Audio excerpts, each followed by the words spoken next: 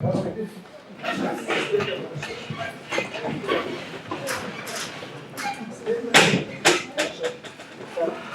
присаживайтесь.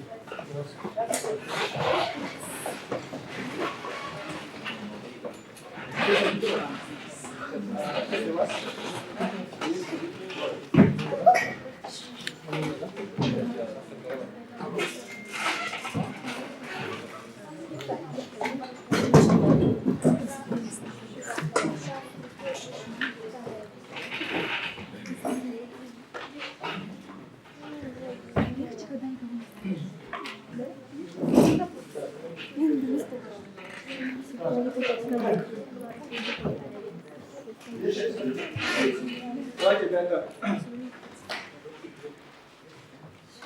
Итак, раз. Итак, вот сегодня у нас 17 сентября. Долго мы шли, уже готовились, да, 9 дней. Шли, не готовились. И сегодня у нас демонстрационный день, где вы будете выступать уже с проектом. Ваша задача сказать, что вы сделали за эти дни, показать максимально это выложиться. У вас будет 5 минут на выступление. За эту минуту будут показывать презентацию, ну и потом прототип, да, что вы успели сделать. Если вы готовы, можете эту презентацию можно второго человека поставить, чтобы он решил открывал страницы. Также у нас вот там есть у нас микрофон, помогайте друг другу, вы можете выступать в команде, на самом деле может быть двое, да, если надо будет, потому что будут технические вопросы, да, чтобы друг другу помочь, вы можете здесь реально находиться. Да? Хорошо. Так, у нас сегодня подключились, будут эксперты, musím выступать, площадке будут 3 эксперта. Давайте мы поприветствуем еще раз. Егоров Владимир Анатольевич, генеральный директор фонда Павлов Василий Климович,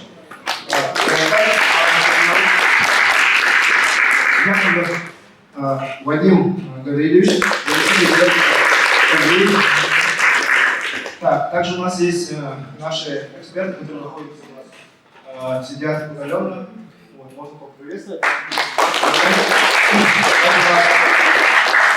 Егорова Элеонора Никитина, заместитель директора по инновациям. Также у нас была Алисия Лазарева, директор СУФУ, студенческого бизнес-инкубатора. Она тоже участвовала. Также у нас присутствует Птицына Вера Петровна. Давайте заместитель директора компании ДТ. Так, слышно? У нас все по микрофону. Скажите что-нибудь, чтобы мы вас слышали. Так, дальше у нас находится Михаил Ильич Черосов.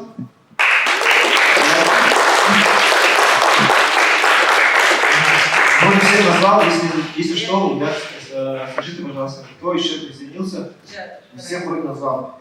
Так, ну, сейчас мы разбираем наш порядок, чтобы было все честно. Вы знаете наше колесо, фортуна, да? Давайте нажмем, и мы определим первого спикера, который будет выступать. Иван, попрошу немножко свет включить. Поставь это. Так, это команда Forbes.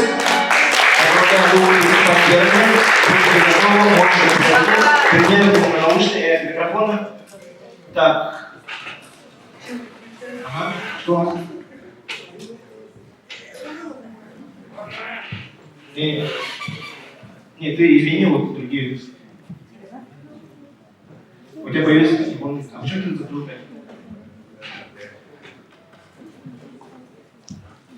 Обновил браузер. Что?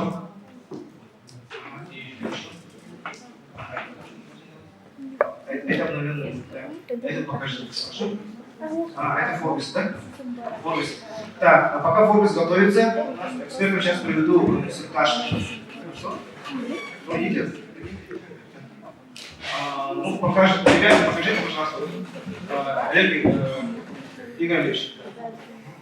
Это потом объясню. Так, есть инструктаж. Нет, У нас есть таблица, и в этой таблице будем отмечать, оценивать, да? Давайте кратко тоже.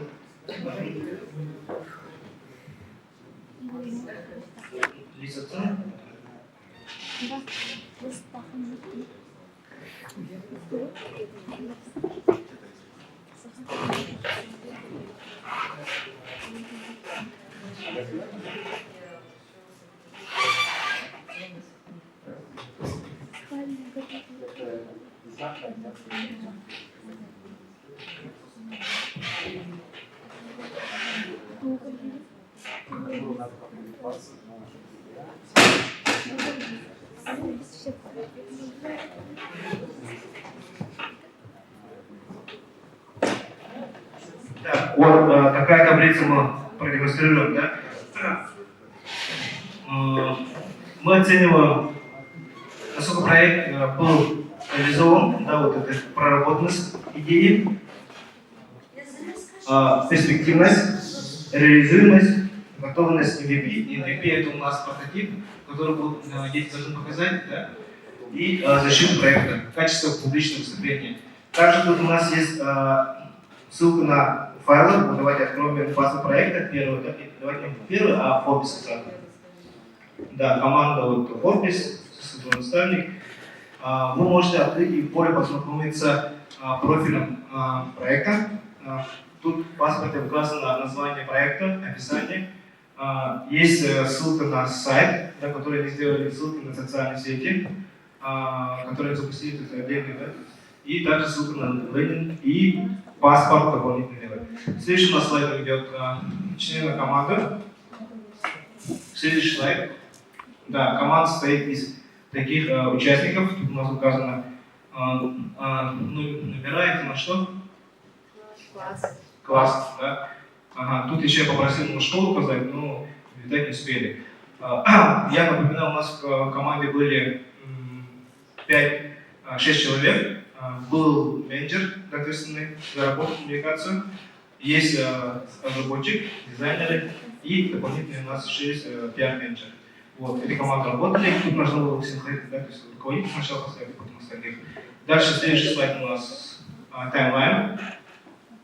Таймлайн это у нас, тут есть ссылка, которая ведет именно мира, да, то есть это уже было открыто, то есть это процесс, как они отзывались, какие, да, что они сделали. Тут у нас об этом более подробно можно сказать, можете посмотреть их стадии развития, да, что было, это вот за период IT-смена. Так, также у нас есть достижение. В данном случае Мерген получил 2-е место как разработчик, который у нас, да, проходил весь конкурс. И следующий слайд. Ты все ты демонстрируешь, да? Наши коллеги демонстрируешь? Показывают, да? Демонстрация экрана, да, тут вычисла, чтобы наши тоже, да? Так, у нас есть слайд. Тут у нас мы оценивали каждую команду в течение 7 дней. Вот можно посмотреть первый нулевой день, первый, да, получили инвестиции, потом получили этап пресид, да, и это вот стоимость их компании. То есть мы оценивали его механики, и в итоге, да, получился какой-то этап. То есть они получают инвестиции у нас. В конце вчера уже получили инвестиции от бизнес-ангелов, да, которые. Так, и тут ребята тоже неправильно написали, компания на том писали. Буква. Следующий слайд. Я думаю, справите, да? Иван, вы справите сейчас? Тоже. Ага. И комментарии. Комментарии, тут у нас оценки. Оценивается проект, экспертиза была оценка по 5 таким группам. Бизнес-идея, брендинг, продукт надо было объединить, ребята. Я вам говорю. Иван и Валерия должны были объединить брендинг и продукт. Это разные вещи, это по дизайну должен быть.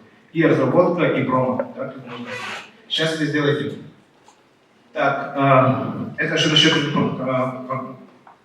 профиля компании. Так, сейчас мы оценка критериев будет. Открой таблицу оценки. Да, оцениваем проекты мы по 10-бальной шкале. Сначала команда выступает 5 минут, потом ответы вопросы и потом фиксируем, да, уже свои баллы.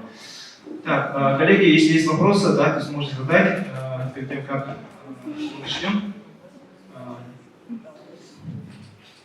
Оценка по 10-бальной и в конце с правой стороны,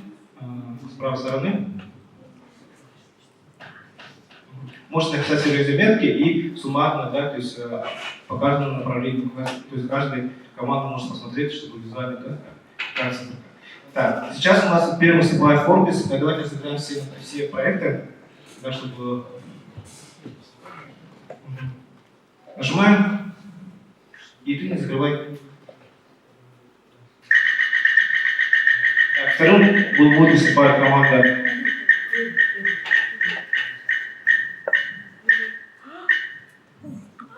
Вторым будет выступать команда ЕД. Тест, нажимаешь. Третьим у нас удали. Третьим у нас будет выступать.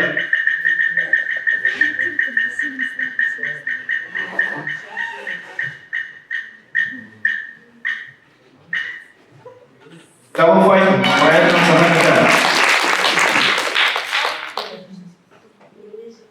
Так, четвертый у нас.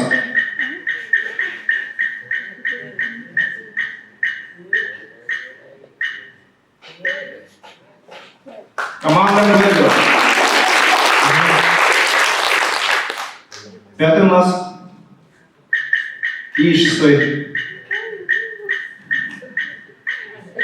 Кидни или А3? А3. Так, итак, у нас определились. Первым еще раз выступит команда Forbes. Так, вторым выступает кто у нас? Едай. Третий? Double Fighter. Четвертый? Кведу. Пятый? И шестой у нас Kidney Health. Так, ребята, вы готовы? Готовы? Так, включаем презентацию и приглашаем вас.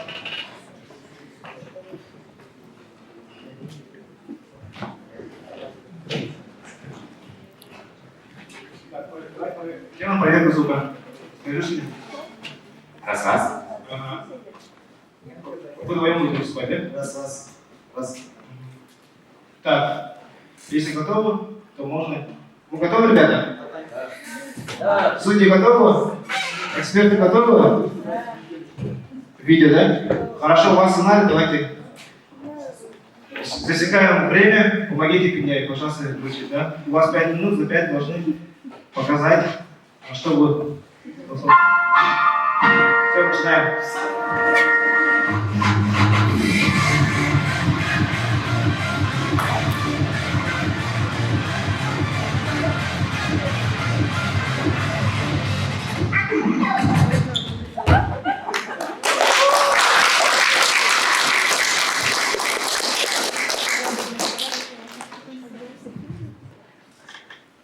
Добрый день, дорогие участники, судьи. Меня зовут Василий Васян, и наш проект называется «Цифровой наставник». Здравствуйте, меня зовут Абрам Михаил. Я менеджер данной команды. Представляет команда. Какие у нас есть проблемы? Школьники не знают своего профессии. Вот так? Да. Школьники, судя по сводке 2012 года, не знают свою будущую профессию, а также учатся там, где не хотят. А 10% и вовсе вообще не хотят уйти.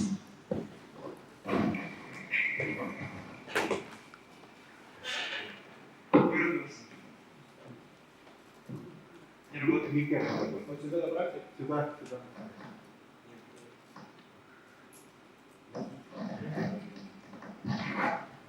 Давайте еще раз. Вот, да. Так, вот поэтому мы наш проект охватывает учеников 9, 10, 11 классов. И самое главное, их родители, так как родители очень сильно хотят, чтобы их ребенок получил высокий успех. Тем самым вузы, как образовательные учреждения, получат талантливых детей.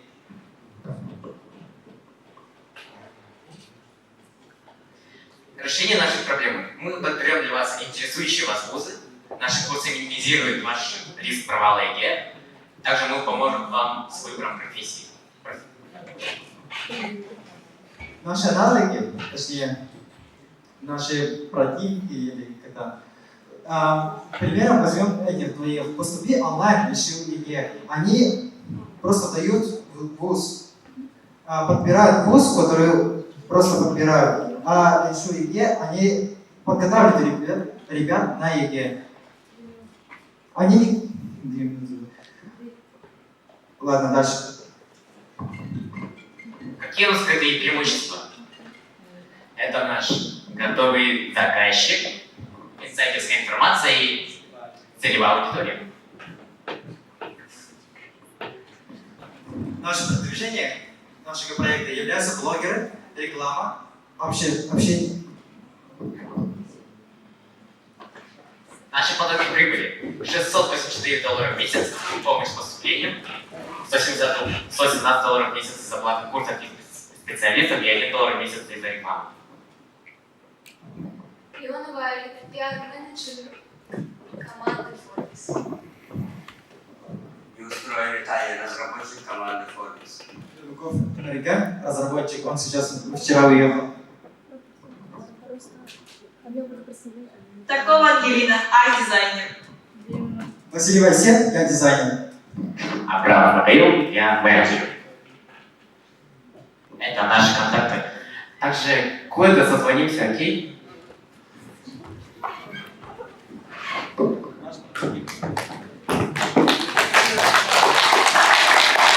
Так, была команда Forbes. Сейчас будут не уходите, будут вопросы. Да. Демо-версия, да? Хорошо, давайте посмотрим демо-версию. Ребята, вам надо ускориться, да? И вы сказали, у вас 5 минут, поэтому... Ага. Так, итак, смотрим. Внимание на экран.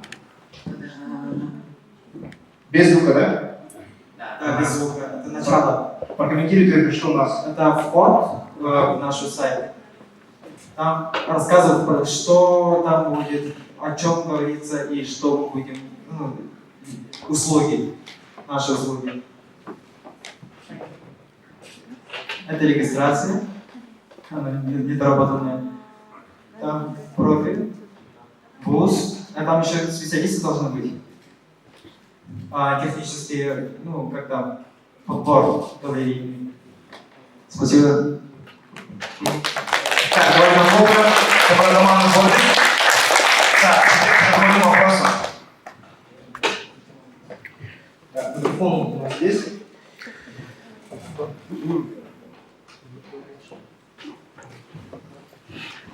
Спасибо за презентацию. Вот хотелось бы понять, как вы помогаете тем, кто обратился, выбрать вуз. Мы сперва предлагаем им специалистов, тем самым поднимаем им интерес. В основном все аудитории тут талантливые люди. Большинство, некоторые люди идут туда, куда не хотят. Точнее, не хотели, забыли, как там перепутали. В основном специалисты, они подготовят и дадут направление, куда идти именно. Хорошо. А специалисты откуда возьмете? Наемные. Наемные, да? Откуда вы их будете нанимать?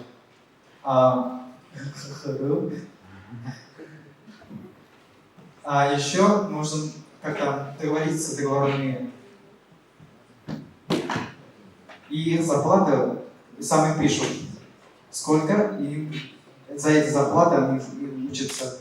Мы берем комиссию. А расчеты вы сделали, да? Сколько потребуется вам для оплаты труда наставников и сколько у вас будет стоить услуга? Да.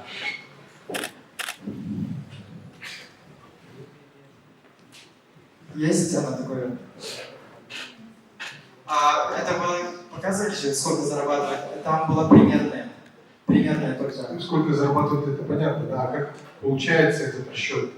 То есть сколько вы себе намерены? Вот, допустим, я специалист, сколько вы мне будете платить? Примерно 5000. Примерно. 5000 за что? За обучение. За профориентацию, либо какой-то психолог. Это за то, чтобы я один раз пришел и что-то с ребенком сделал, или за цикл какой-то? За какое время? Нет, за цикл уже больше. Это будет курс,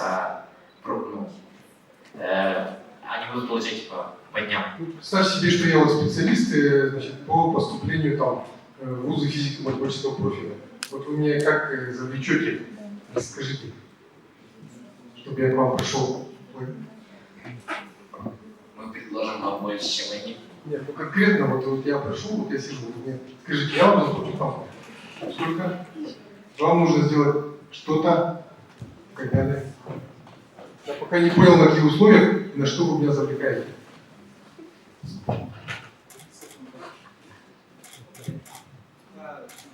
Платить будут сами пользователи. Ну, я ничего не понял насчет своего труда.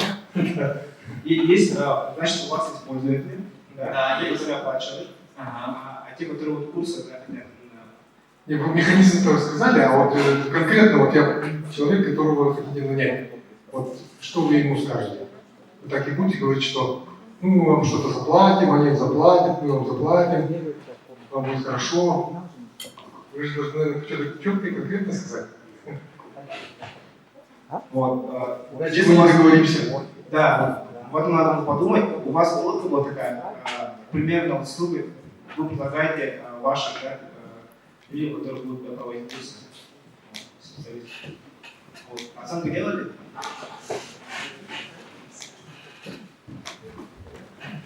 Вот, у нас есть, да,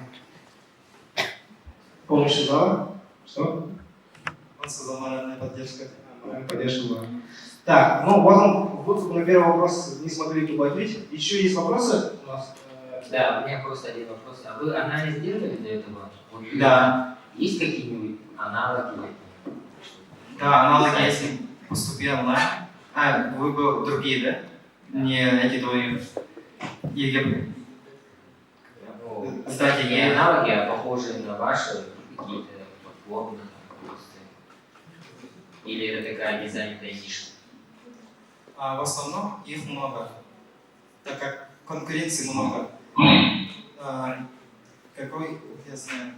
Вы проводили исследования, да? То есть, сейчас... Да, в основном мы нацелились только на их самых популярных. Какие сервисы поступили? Поступил онлайн и решу ЕГЭ. Решу ЕГЭ. А ваша в чем уникальность лучше, чем вот эти другие? У поступил онлайн нет приложения. У поступил онлайн также они просто предлагают вузы.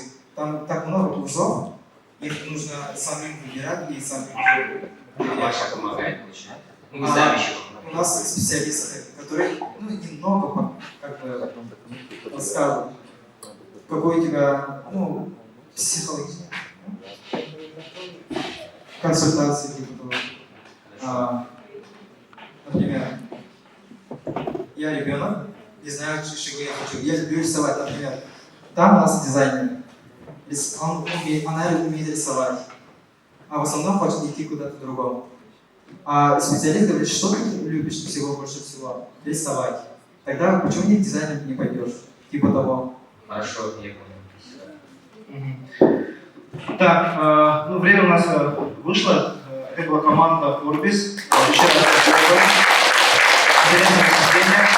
Сейчас следующая команда у нас Едай. Пожалуйста, приглашаем вас.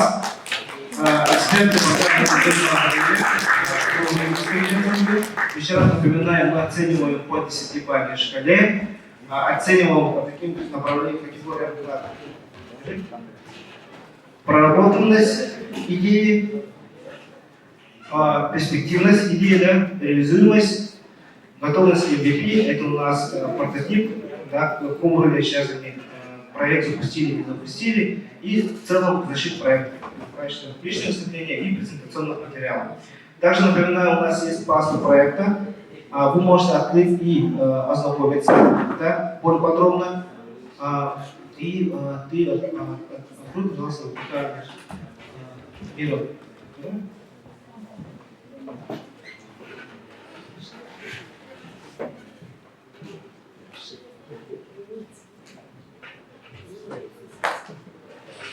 Так, также Юнгора у нас ведут онлайн-трансляцию. Да, я так понял. На каком канале? Аксель, да? Аксель проекте. Хорошо. Если вы можете пригласить именно своих родственников и других родителей, чтобы посмотрели. Будет интересно, да? Поэтому приглашайте своих знакомых, друзей, чтобы они тоже были с вами.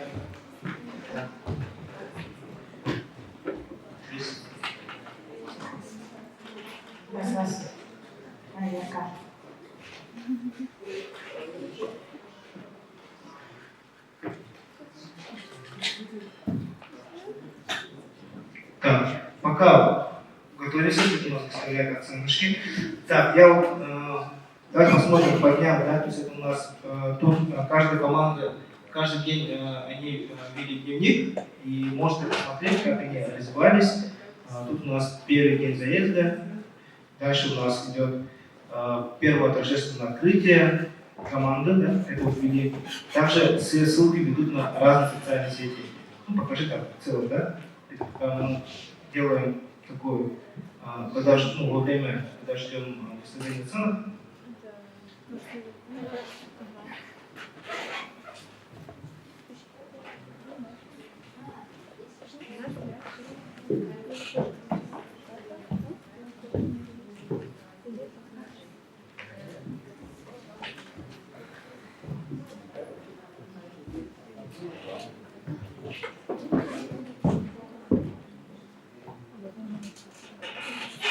Я хотел спросить вопрос для всех, да? Хорошо, ты можешь продолжить? Ага. Так, у нас команда Ягает, второй спикер. У вас 5 минут. И начинаем. Добрый день всем присутствующим. Меня зовут Лара. Позвольте представить вам наш проект. Я Diet. Мы выявили следующую проблему. Людям необходимо соблюдать правильное питание при хронических заболеваниях. Мы нацелились на людей с заболеваниями, такими как железодефицитная анемия, хронический панкреатит и сахарный диабет второго типа. Нашим решением является разработка сайта, на котором люди смогут получить недельные планы питания и рекомендационные материалы в профилактику заболеваний. Наши аналоги представлены на этом слайде. Их большим минусом является то, что основной функционал открывается только при платной подписке. В чем же преимущество нашего продукта? Наше преимущество заключается в том, что мы составленные недельные планы питания и справочные материалы к ним, и также счетчик воды, где по мере выпивания воды ты отмеряешь это на нашем сайте. И также наш эксперт Елена Халимовна Немешко, это врач-диетолог-эндокринолог со стажем более 15 лет.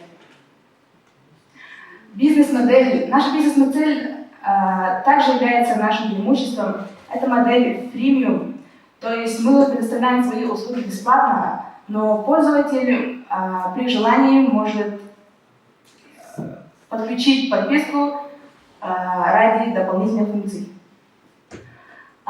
И эта платная подписка является нашим средством дохода, как и баннерная реклама Google Ads, которую мы планируем приобрести в будущем. Что же по расходам? Вложенные деньги будут уходить на рекламу и на хостинг сайта.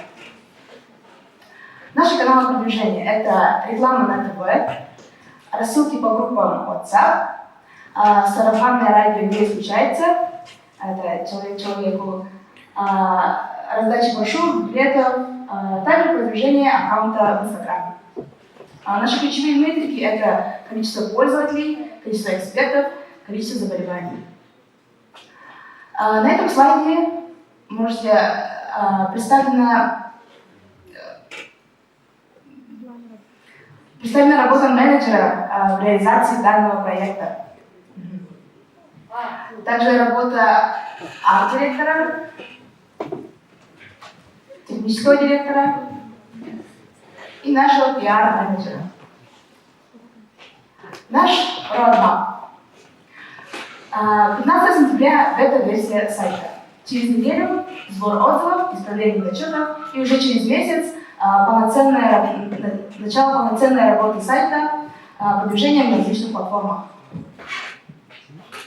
Наш Lean Canvas, с ним вы можете позже подробнее ознакомиться. Наша команда и контактные данные. Здесь представлена ссылка на наш лендинг-сайт и наш продукт. Спасибо за внимание. И предлагаю сейчас посмотреть демо-ролик нашего продукта. Как работает наша платформа. Так, итак, у нас где находится? Presentation. Ролик демо.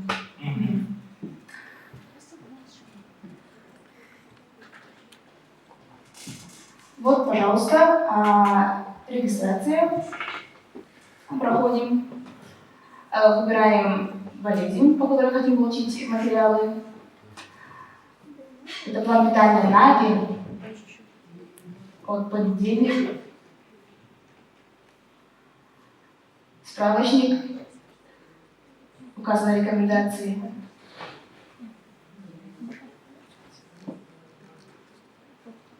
Далее вот счетчик воды, водный баланс.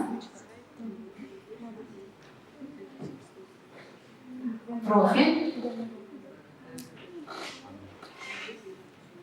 И ссылки на наши социальные сети. Всем спасибо за внимание. Я готова ответить на ваши вопросы.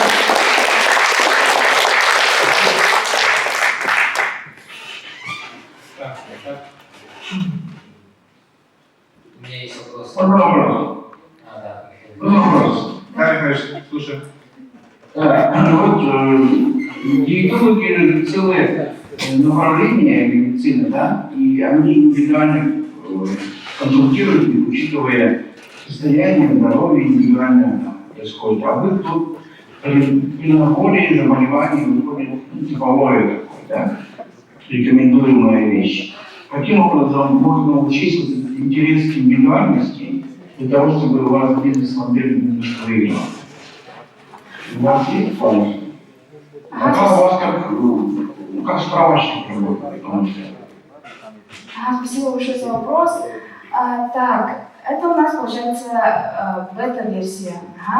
В дальнейшем мы планируем улучшить наш функционал, то есть уже привлекать все больше и больше экспертов, диетологов, сотрудничать с ними и уже с ними прорабатывать все эти моменты и составлять эти диеты, рекомендации.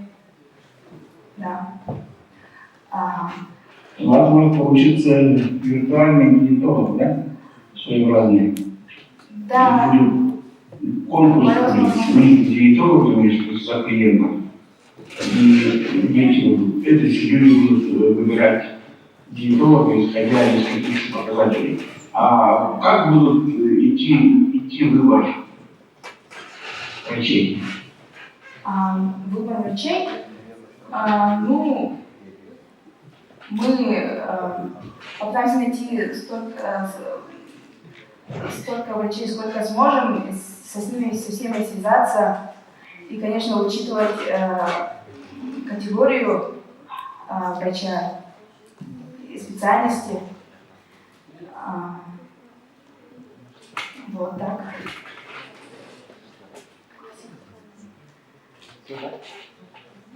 Ну, хорошо, спасибо. Спасибо.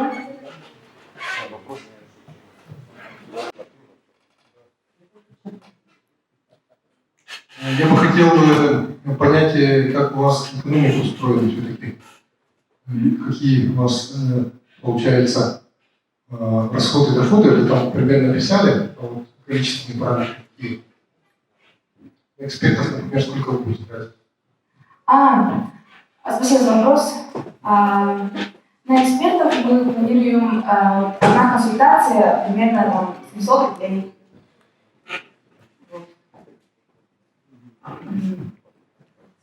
Ну, там еще нужно посчитать.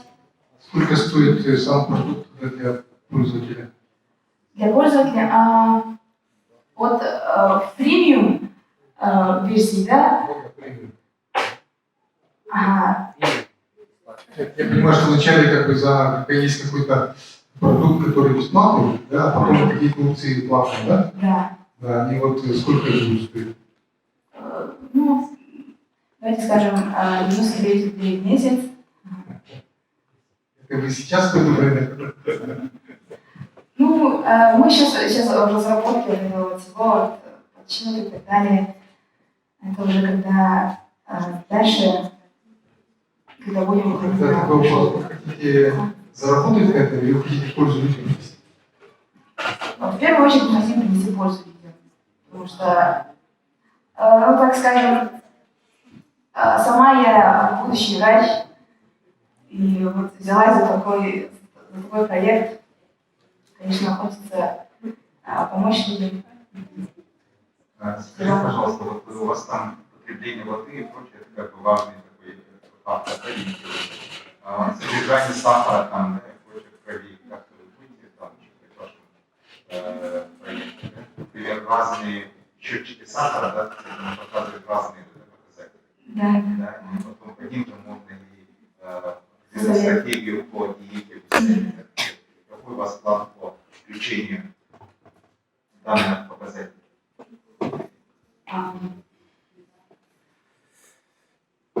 Так сейчас не ответишь на этот вопрос. Да, естественно. Но если у вас просто вопрос относится к тому, что вы будете развивать свой продукт, да? Да, конечно. Спасибо большое. Спасибо вам.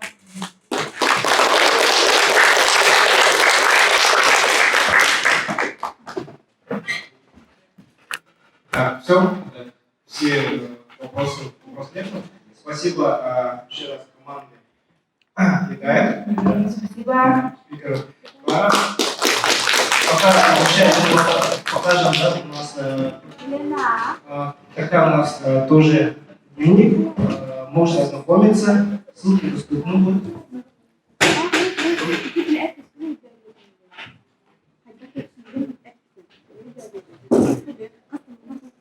Так, тут у нас идет, как проект тоже назывался. Мы вначале все команды получили в начальной стадии поддержку от, мы называем TLF, да, это виртуально у нас экономика. Ребята, работая в частном акселераторе, мы для них создавали условия, чтобы как деловую группу. Да, то есть у них вначале была идея, мы сказали, что вначале у вас 10 тысяч есть для капитала, поддержка знакомых, друзей, и далее они выступали с презентациями. Фонд давал им 10 тысяч стоимости за компанию, и каждый день, выполняя разные этапы, повышая свою стоимость компании. У нас были консультационные услуги, эксперты оказывали тоже индивидуальные деньги после презентации, и тем самым они повышали свою стоимость компании и инвестировали в себя.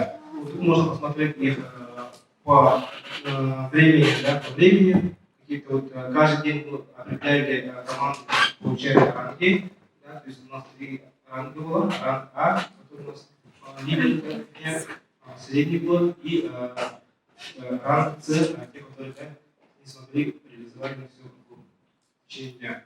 Вы можете ознакомиться, тут у нас есть ссылка на разные их приложения, ссылки, это в общем будет находиться, но потом в конце тоже объявим, да, чтобы увидеть другие, потом как архив, чтобы пересмотреть. Вот. Наши эксперты оценивают и представляют. Во-первых, меня скажи, пожалуйста, у нас все выставили? Да. Все выставили, да? Хорошо. Когда мы идем дальше, у нас следующим спикером выступает команда Double Fighter. Да, Double Fighter.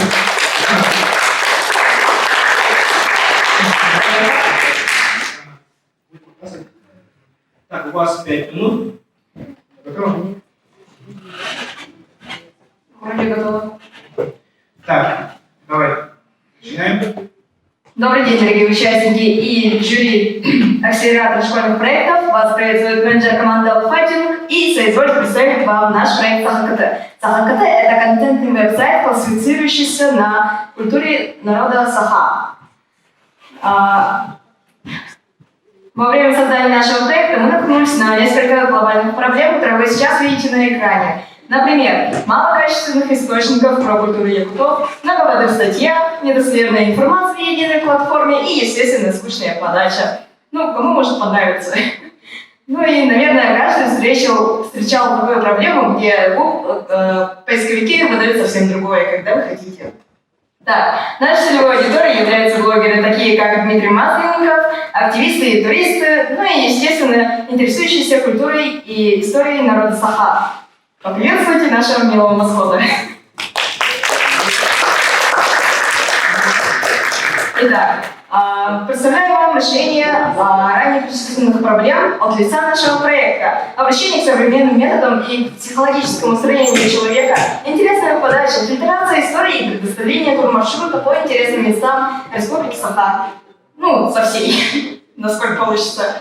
Итак, нашими аналогами на данный момент являются районные газеты «Саха-Сирай», национальный телеканал НВК «Саха», Википедия и телеканал «Мамонс». Стоит упомянуть то, что у них есть один огромный минус, потому что они не дотрагивают саму культуру до конца. То есть новости-то собирают, а остальное остается незамеченным.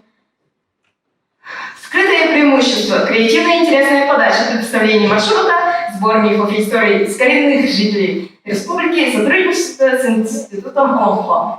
Думаю, это сотрудничество станет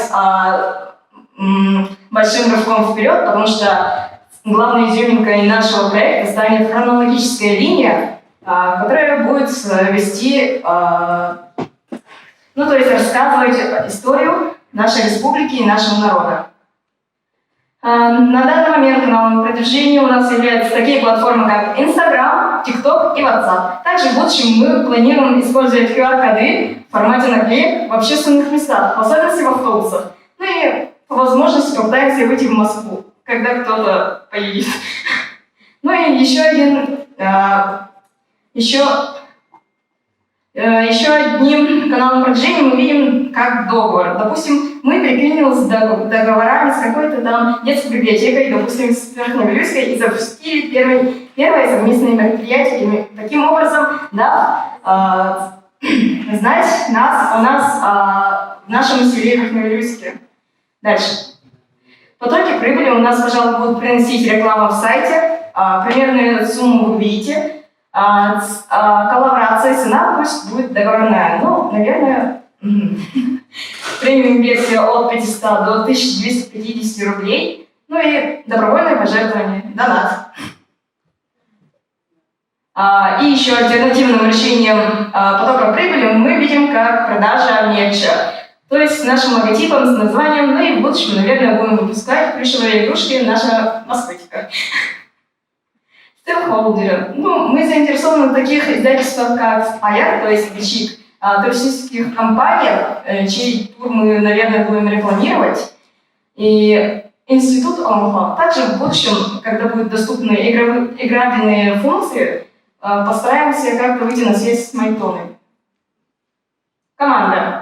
У нас в арсенале есть два разработчика, Назаров Роман и Местников Аслан. Два дизайнера, Данилова Алина и Христофорова Алина. Также есть два отвечающих за маркетинг человечка, Николаева Ольга и Тикянова Фаина. А здесь вы видите QR-коды, через которые вы можете увидеть наш труд. То есть на фигме работали чисто дизайнеры, на Тильде работали, то есть маркетинги и я, плюс Инстаграм. Это уже общие. Лиана Канвас. Спасибо за внимание.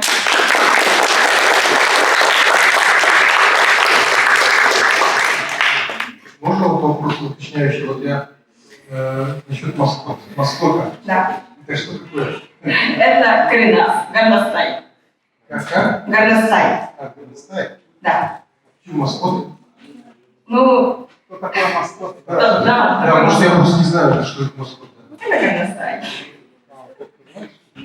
Маскот это символ. Это персонаж. Персонаж, будущий. Вопрос остались? Так, у меня вот вопрос.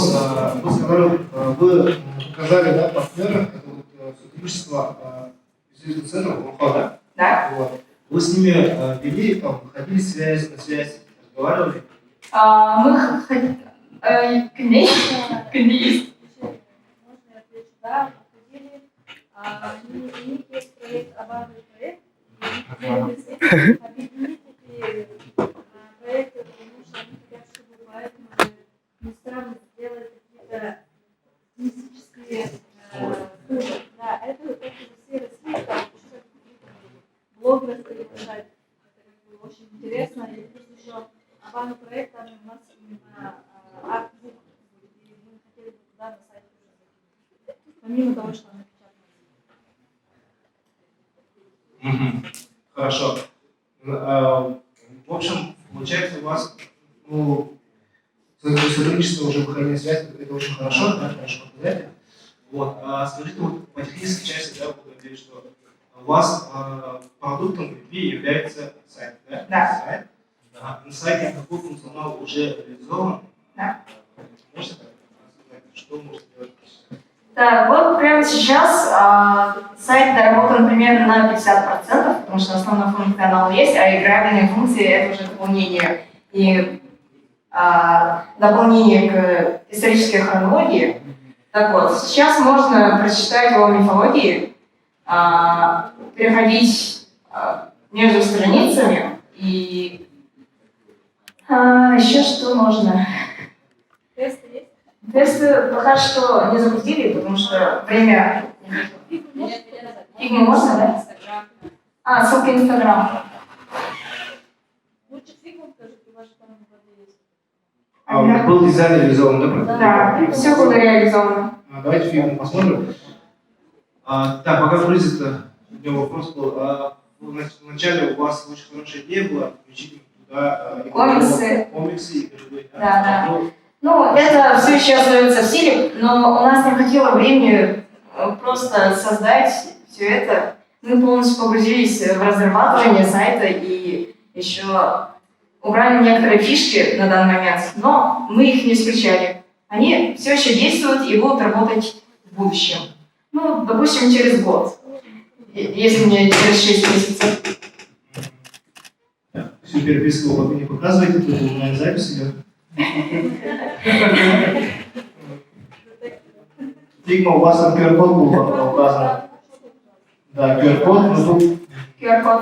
Да, пока решать вопросы, есть, может быть, еще вопросы остались у наших экспертов, которые находятся онлайн, да? Может быть, и у них есть вопросы остались.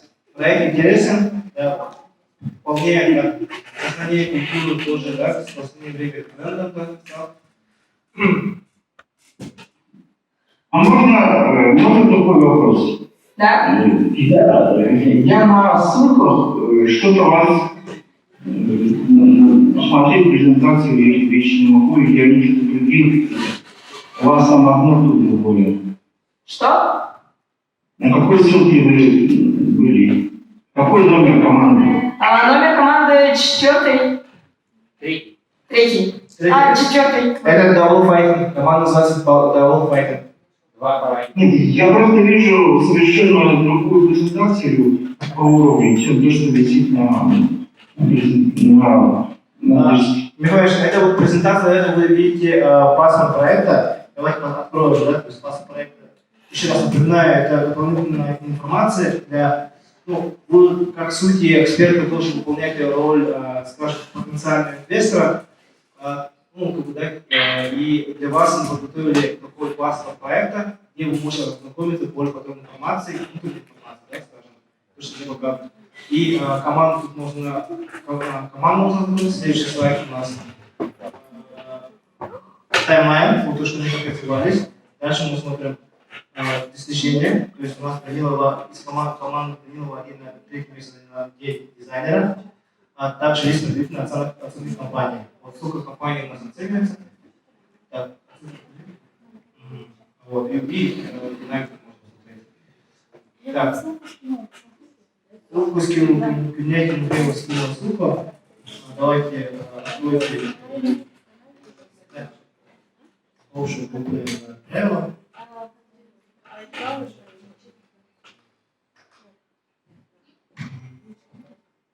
Так, работа проделала очень много работ, показано направление, и за 5 минут будет сжатый срок, потому что какой-то весь объем работы.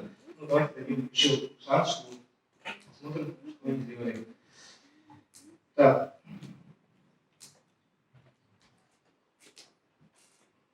Можно пока там не было, и вопрос еще один. Да. Вот вы как определили целевую группу? Для кого все-таки считаете? Где-то в 4-й либо в 3-й день, либо даже в 5-й, у нас было задание провести интервью и взять, собственно, интервью у 9 либо у 5 человек, желательно с разной аудиторией, с возрастной. И оказывается, дети на данный момент с 13 и с 12 лет интересуются данной тематикой, также их родители тоже не против обогащить свою память и освежить.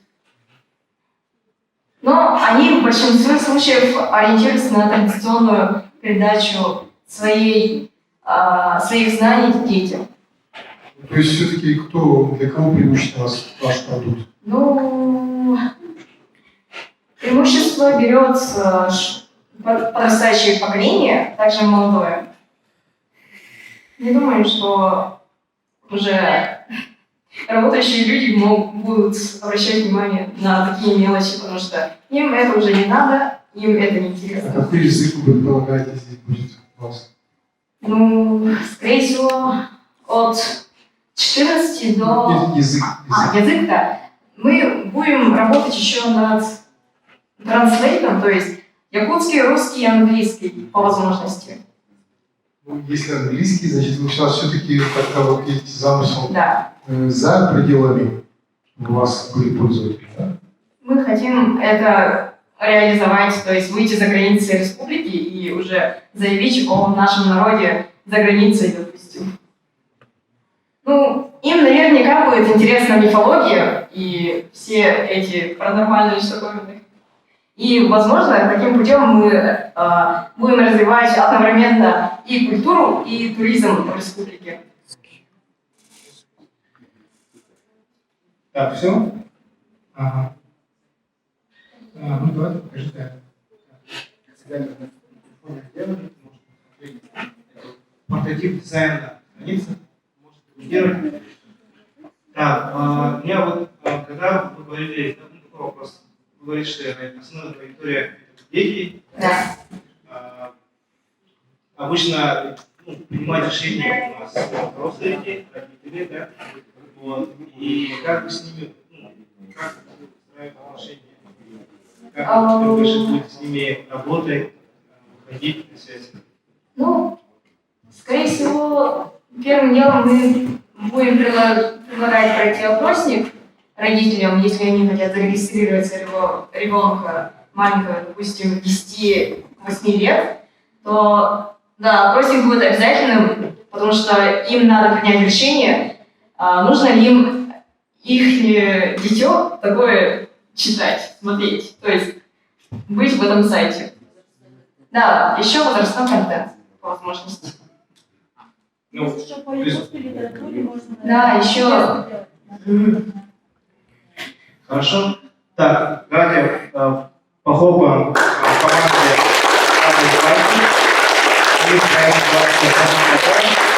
Так, мы идем дальше. У нас следующий выступающий это команда Федор.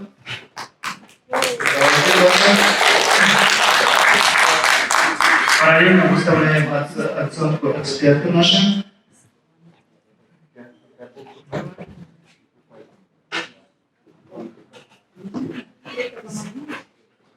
Дополнительно я скажу, у нас была очень плотненькая программа.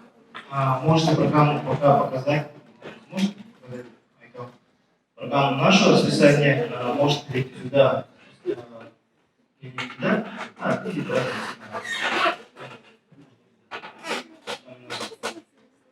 Алло. Раз.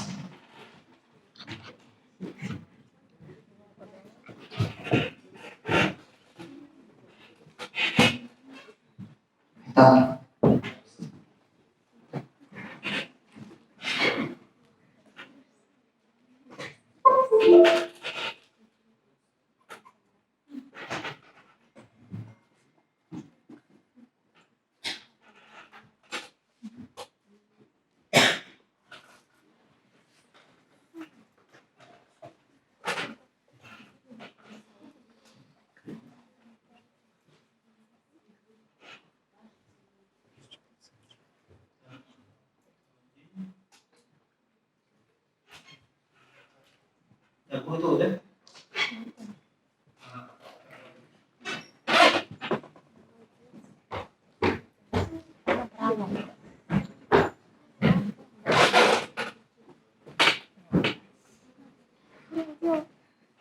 Так.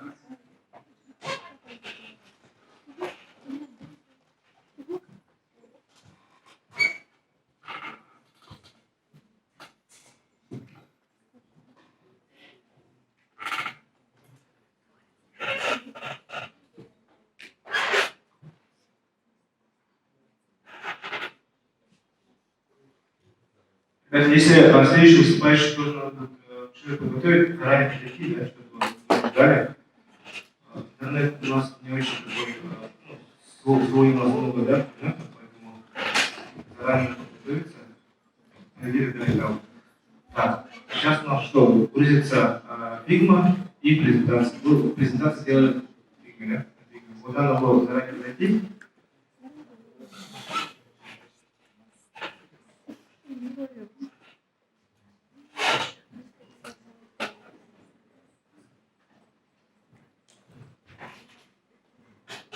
Так, итак, у нас презентация загрузилась.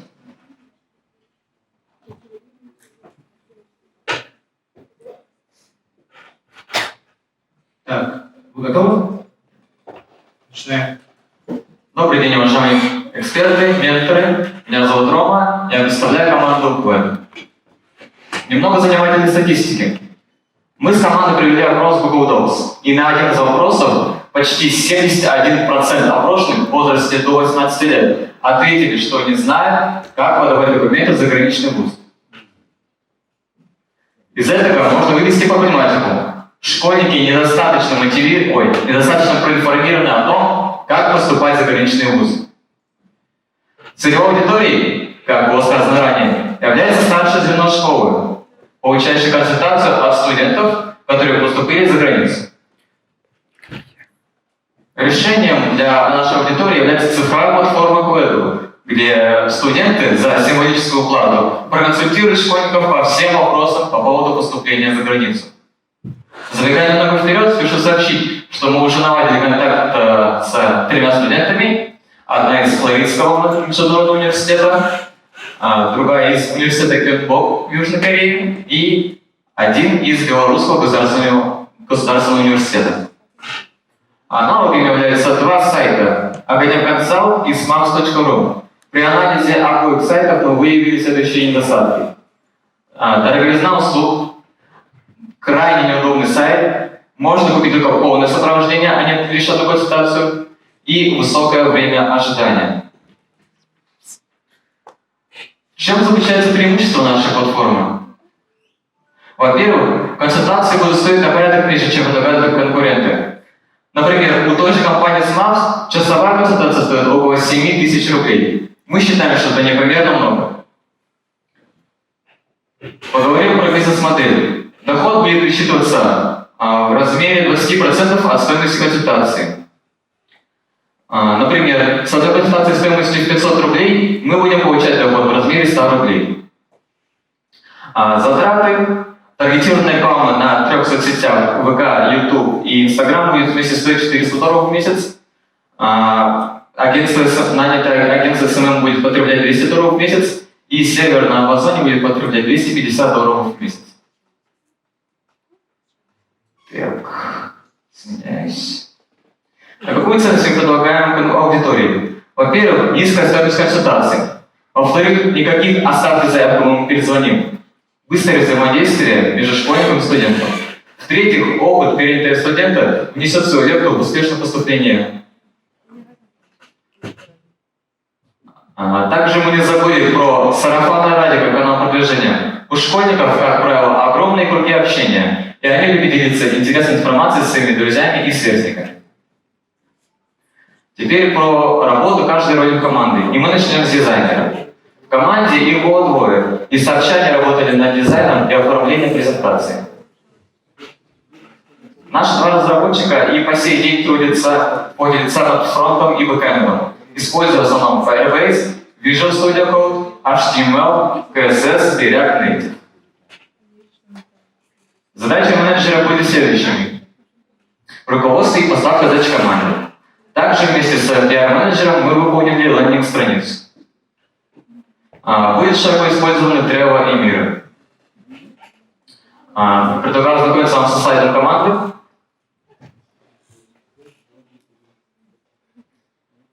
QR-коды на наш макет Figma, на GitHub и на наш Instagram проекта. И на этом еще не все. Предварительно мы записали 2 видео, где показывается функционал приложения. Первое видео — это регистрация, и второе — работающий чат в реальном времени.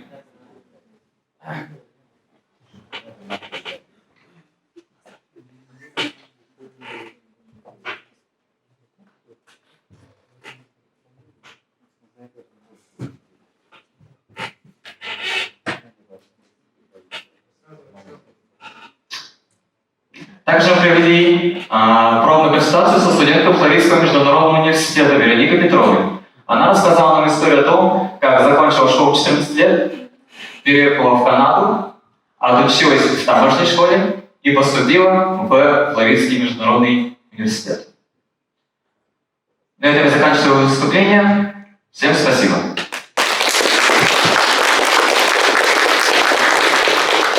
Извиняюсь, я улетал, что не успел узнать. Какой номер команды по первоначальному плану? Или вы сделали? 4. Команда называется Кведу. Название? Кведу.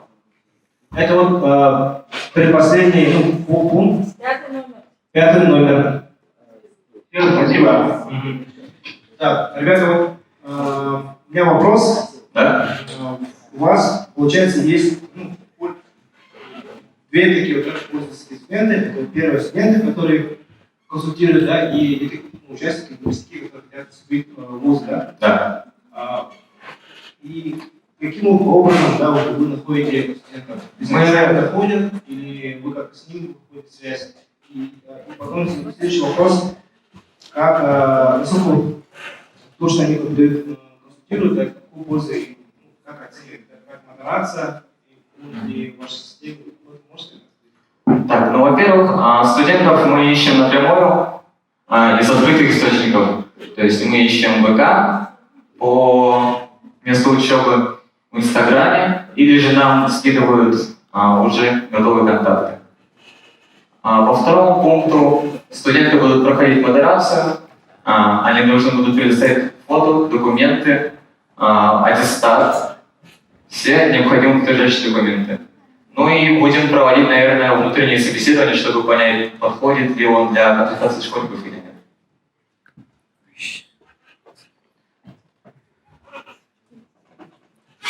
Хорошо. Так, а вы вот когда проводили исследование, какие отзывы получили? Есть ли потребность такая консультация, как оценивать, да, то есть, можно ли сделать сервис, какую ценность делают студенты? Да, мы проводили опрос в Google Docs. Это на втором слайде был лишь один из вопросов. Но вообще по итогам исследования более чем 2/3 готовы вообще платить за то, чтобы им давали консультации. На самом деле наше приложение очень будет полезно для школьников, которые хотят поступить за границу. Потому что там был еще один вопрос, подойдет ли вам наше приложение. И более, по-моему, 65% ответили, что да. А консультация какого характера? Консультации по вопросам поступления будут по визовым вопросам, подводные камни, плюсы и минусы. Вот все, что хочет знать школьник. А вот про натаскивание по вступительным экзаменам это уже вот другое дело.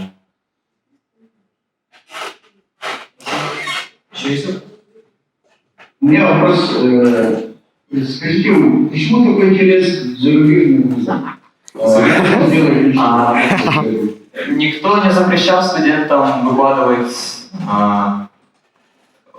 свои заявки из российских вузов. Например, тот же ИТМО был бы нам очень полезен. ИТМО, РАНХИКС или ИСИС. Вот такого типа университетов. Ну да, площадка же может быть универсальной для всех вузов. То есть Просто и еще вопрос. Если будет очень много таких желающих, то как будет идти бизнес-модель, как со стороны студентов, так и абитуриентов? Как будет Всем платить? Или как будет регулироваться? регулироваться? Ну, мы, скорее всего, наймем команду, которая будет модерировать все анкеты, отдельную команду. И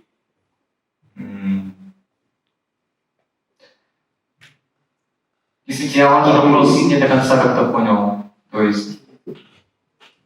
Не, ну вот имеется в виду, есть студенты зарубежных вузов и есть абитуриенты. Да.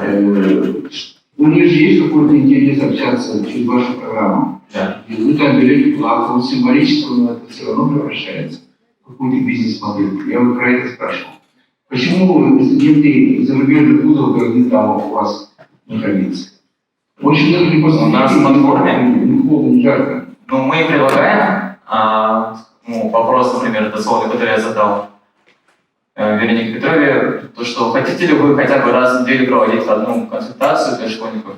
И она ответила да, потому что, ей бы не помешали лишние деньги, поэтому вот так. Ну, любому студенту не помешают лишние деньги, ведь так? Ну да. Ну вот, бизнес-модель, я понимаю, вы стараетесь делать, но вот это контингент такой не супер платящий, мне кажется. Ну, хотя бы его знает. Ну ладно, спасибо. Сколько платят? Платят, от 500 рублей консультация начинается. От 500 рублей. Да. Потому что по итогам исследования больше всего люди выбрали ответ платить свыше 500 рублей.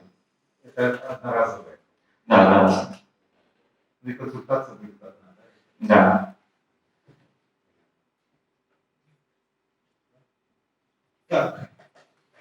Все, давайте похлопаем команду КВТ.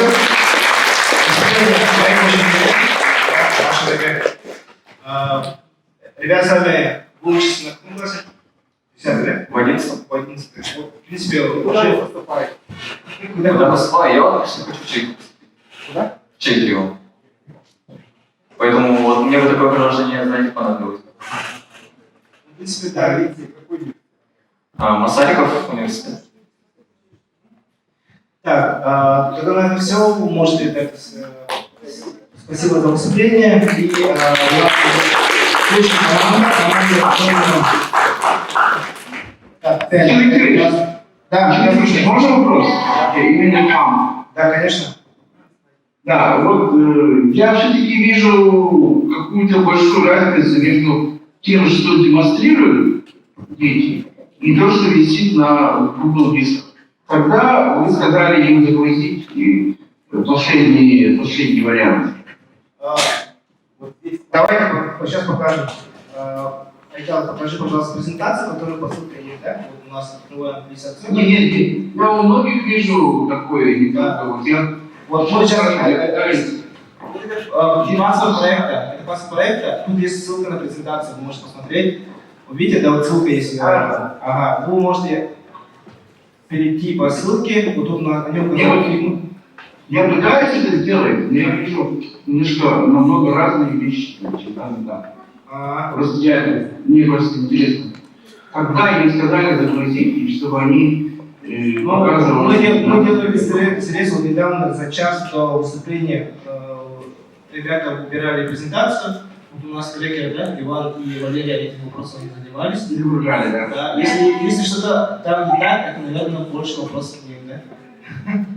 Вот. Да, это с прошлого все тянется мои вопросы, я просто вижу разницу, что они считают, что на Google есть... Валерия и Иван, вы проверяете. Концентрации супер-пупер показывают. Да, я понял. Если что, вы сейчас проверяйте, актуализируйте, все ссылки неправильные. Так, следующий у нас выступает команда А3. Ребята готовы? Давайте поддержим. Команда у нас из основной состав это Намский район плюс горный, да? Так, вы готовы? Да. Здравствуйте, я Дмитрий, тимлид команды А3. Наш проект Тур ЭКТ. Мы наткнулись на проблему незнания нахождения туристических баз в Республике Саха-Якутия. Когда мы решили поехать чисто компанией друзей в туристическую базу, и мы не смогли найти именно ту, в которую пойти, и не знали нахождения, и какие есть. И вот решили решить эту проблему.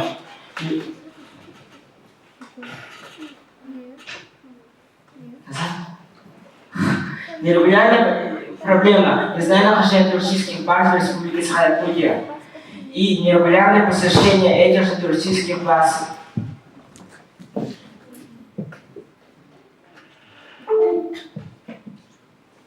Решение этой проблемы. Наш разработчик разработал приложение. Вот вы видите прототип, скриншоты. И этим месяцем я собираюсь разработать сайт для этого же приложения, чтобы в этом сайте можно было покупать путевки. Наша целевая аудитория является отдыхающие и владельцы турбаз. Отдыхающие будут смотреть туристические базы в нашем приложении или сайте, а владельцы смогут размещать свои туристические базы через сайт и будут обновлять его и регулировать. Каналы продвижения, реклама на сайтах и Instagram.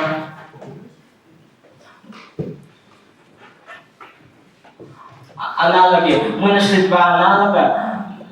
Это turbaza.ru и mirturbaz.ru. Это два сайта.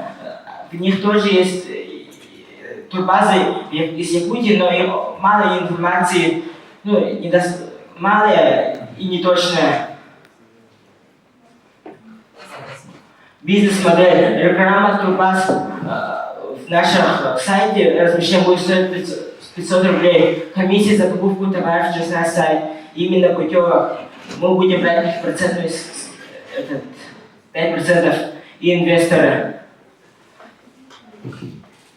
Моя команда. У нас есть один разработчик, Максим, два дизайнера, Владислав и Кира. И два пиар-менеджера. Все. А вот QR-коды на нашу тильду и наш Инстаграм. Спасибо за внимание.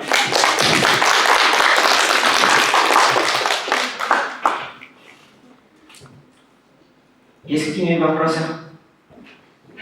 Вопросы будут? Вот. Может, у нас бизнес-модель, люди оплачивают. Так, пока положи презентацию. Это? Да. Вот слайд презентации. Да. Реклама у вас идет.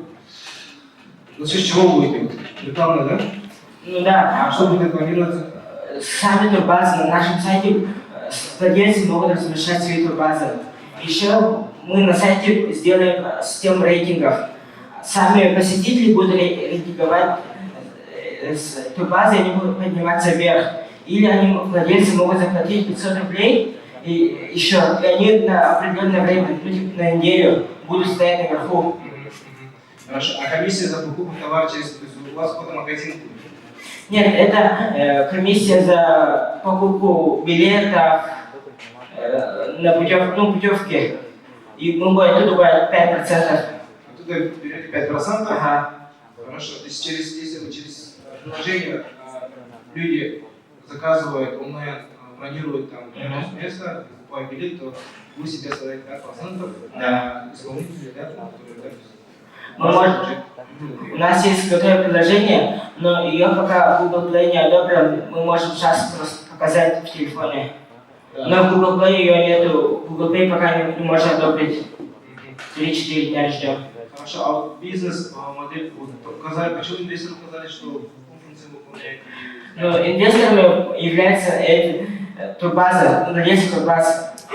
Мы будем продвигать их турбазы, и они будут это инвесторы. Еще раз, сможешь... Инвесторами является владелец турбазы. Ну, Инвесторы являются... ну, инвесторами являются владельцы турбазы. Инвесторы, владельцами турбазы. И они вам деньги дают, да? Да, чтобы увеличивать наш функционал в сайте, мы еще планируем создать сайты именно для создания своей турбазы и улучшения. Добавлять новые места развлечения, новые. Ага. Хорошо. Вы, наверное, исследовали, да, вот как емкость, как говорится, рынка, да? То есть сколько у вас турбаз в республике? В республике 27. 27 турбаз, да? Ну, это именно туристический класс, считая еще весь, ну, еще не считая развлекательных комплексов, именно турбаз 27. А вы развлекательные комплексы тоже, да, или только турбазы? Турбазы, развлекательные комплексы будут на сайте, скорее всего.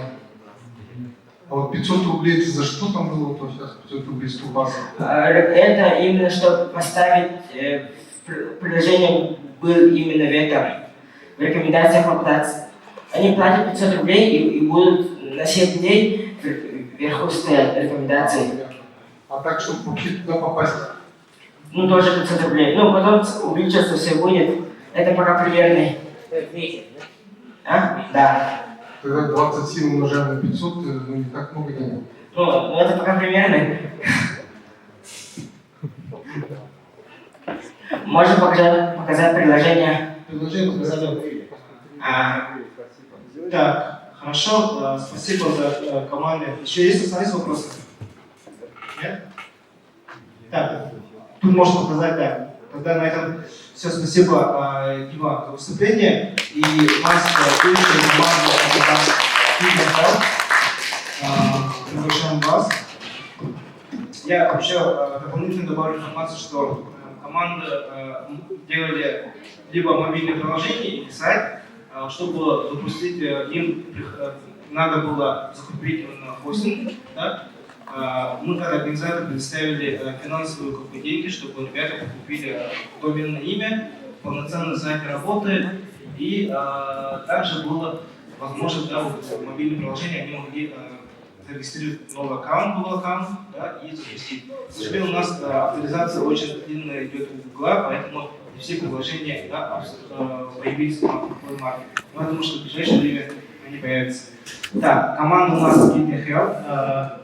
Вы готовы? Да, я готова. Хорошо, тогда начинаем. Добрый день всем присутствующим. Меня зовут Милана. Позвольте представить вам наш проект Kidney Health.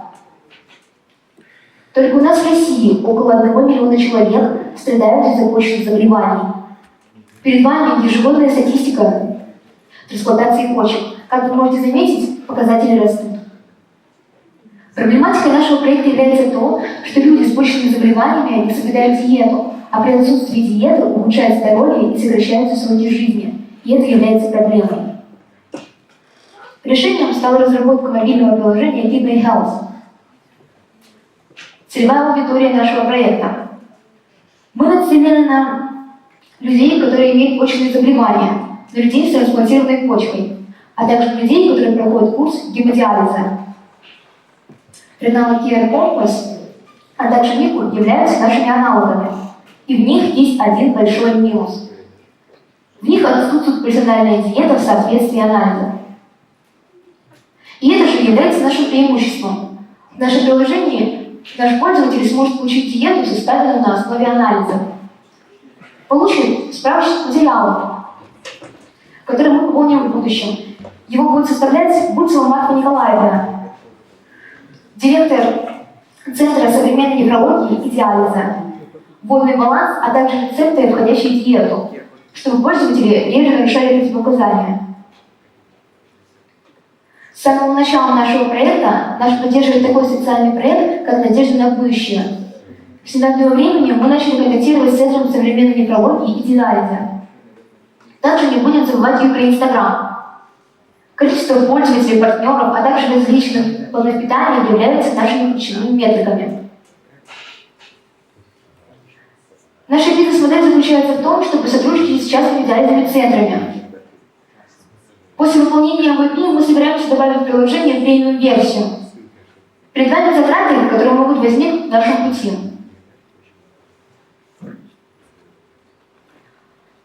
Наша команда считает, что мы провели хорошую работу над проектом. Далее вы можете ознакомиться с слайдами менеджера, дизайнера, а также программиста. Мы хотим, чтобы наше приложение распространилось по всей России. В будущем мы, возможно, войдем в международный рынок. Перед нами наш roadmap, команда и LinkedIn. Если вы заинтересованы в нашем проекте, то вы можете обратиться на нашу почту или в наш директ. Перед нами QR-код Инстаграма, а также сайта. Спасибо за внимание. Я прошу вас ответить на ваши вопросы.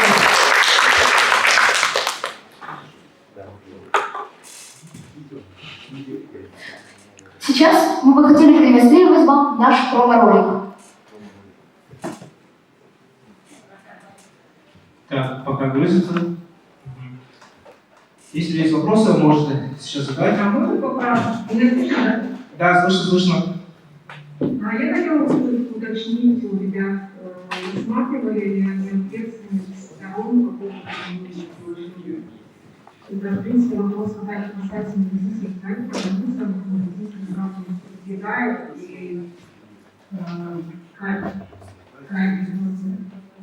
Да, Keep the Health. Как определяете, как вот будет определяться ответственность проекта, да, по отношению к пациентам, ну, к пациентам? Так, хорошо.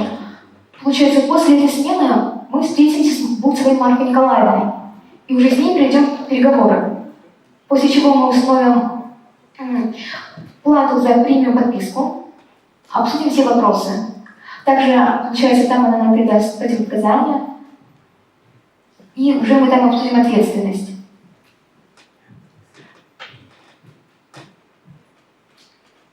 То есть, получается, после этой смены мы встречаемся с нашим будущим партнером. С нашим, да.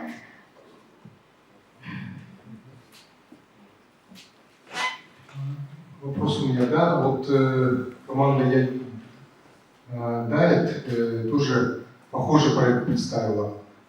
Вы же видели, да, ведь, наверное, в процессе тоже общались, да? В чем разница между вашими проектами? Ну, кроме того, что они более широко, а вы узко для почечников. Ну, мы собираемся служить с диализными центрами. То есть у нас уже есть возможный партнер, а также социальный партнер, который поддерживает нас с самого начала. И, пожалуй, это является нашим отличием. У нас есть центр, который готов предоставить нам поддержку.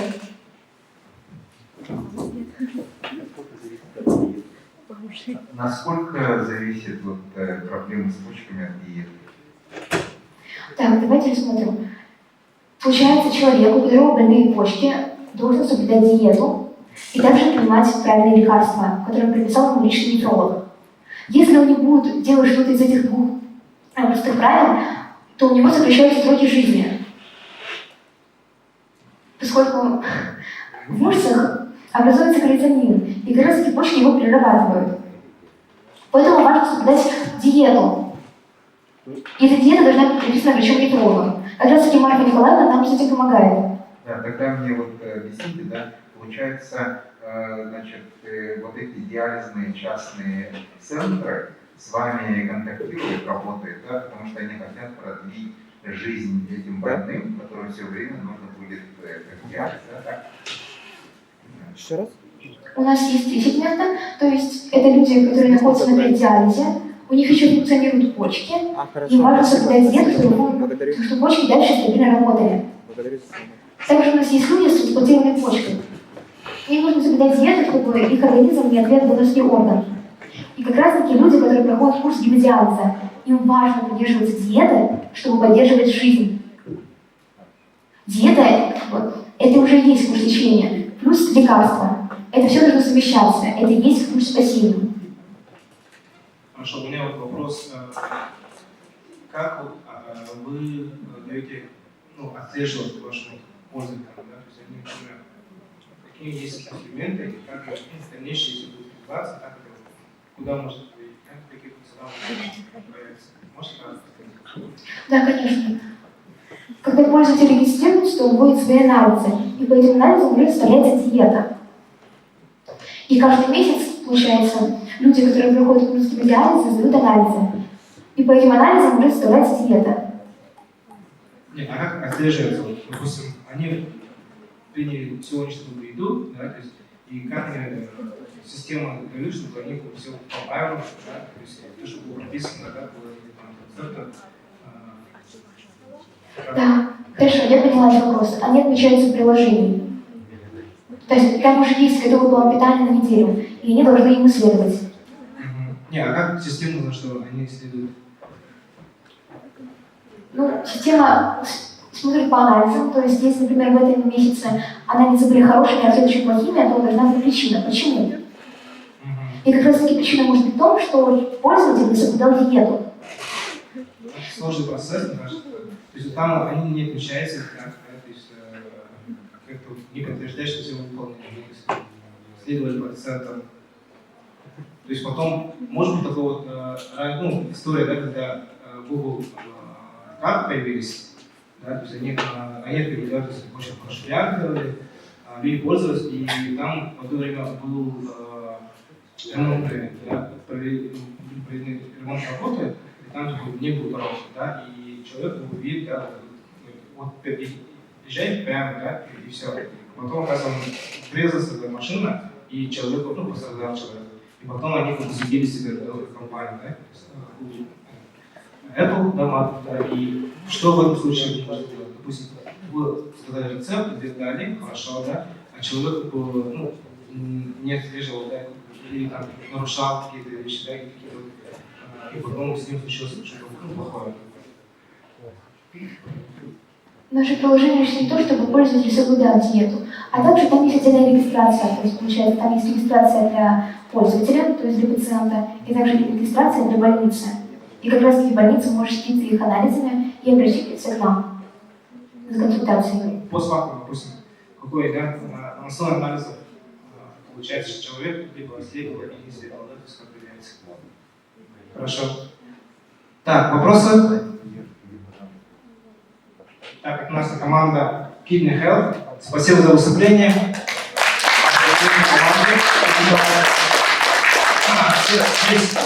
Шесть команд выступили с проектами. И если вы не выставили таблицы результатов, просим мы это сделать, потому что мы хотим сейчас подвести итоги. И далее, сейчас мы идем немножко с опозданием. Я думаю, что в 18:00 мы закрытие, да, то есть торжественное закрытие здесь в актовом зале. И также мы приглашаем наших судей. Сейчас мы посчитаем общие баллы и можем связь, да, чтобы провести итоги победителя. Вот, ты пока не показывай результаты. Так, поэтому спасибо за команду, за участие. Дается перерыв. У вас там на втором этаже идет активности, и вы должны рассказать о своем проекте и поделиться информацией с другими командами. Так, наши судьи, эксперты, которые здесь находятся, мы перемещаемся в аудитории. Через 5 минут у нас будет суммарная оценка. Мы будем готовы уже обсуждать. Так, те эксперты, которые находятся онлайн, пока вы не выходите, я сейчас именно подключусь, и мы вместе проведем совещание, да, где мы определим лучшую команду и определим номинации. Так, если вопросы есть экспертам, можете сейчас задавать, мы здесь можем дать более вопросы.